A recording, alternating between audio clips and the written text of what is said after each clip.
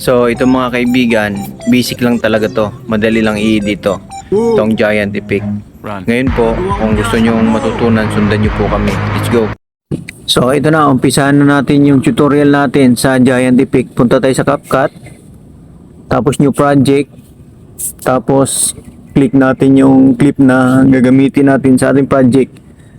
Sa baba, add nyo lang, click nyo lang yung add one. Tapos ito na. Ngayon, lilinisin muna natin yung clip na gagamitin natin.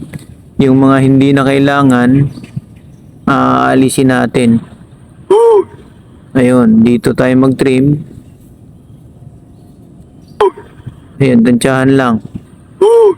So dito, click natin mga malakaibigan. Tapos sa baba, hanapin nyo ang split. Tapos itong pinakaunang clip ang hindi natin kailangan. So click natin pag nag-highlight. Click nyo po sa baba. Hanapin nyo sa baba ang delete. So ayan na. Ngayon dito, tansyahan na naman ulit mga kaibigan. So dito, click natin ulit yung clip. Tapos hanapin sa baba ang split. tapos pag na-split na po, bante natin kaunti. Hanapin naman natin yung dun sa nagulat na yung isang karakter. Ayan, so dito, click natin ulit ang split sa baba.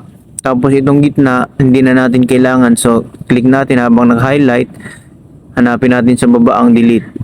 So, ayun na po. Ngayon ang gagawin natin, itong pangalawang clip. Click lang natin. Tapos hanapin naman natin sa baba ang overlay. Tapos pag na-overlay na siya, hold nyo lang. Tapos drag nyo lang pa kaliwa. So, ito na yun mga mahal na kaibigan. Ngayon, ang gagawin po natin dito sa overlay clip natin, click nyo lang. Tapos pag nag-highlight, hanapin nyo po ang remove background. Ngayon ang gagamitin ko po dito ay chroma key. So dito mga mahal na kaibigan, tiyagaan dito. Adjust lang. Yan. Talagang lang dito mga mahal na kaibigan. Ayan. Adjust lang po dito. Hanggang sa yung tao makita po natin. So ayan na. Dahil sa laki niya, nakatago yung siya sa ulap. Kantsahin lang natin.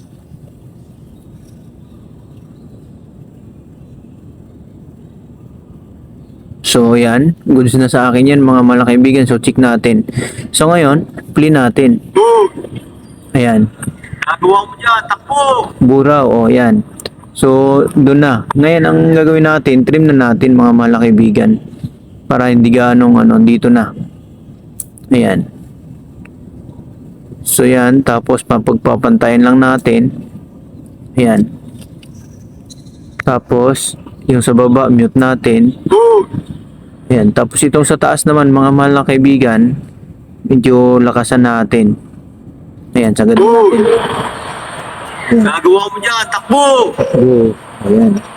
Tapos ngayon, habang nag-highlight siya, hanapin naman natin dito yung voice, reduce noise. So, ito na.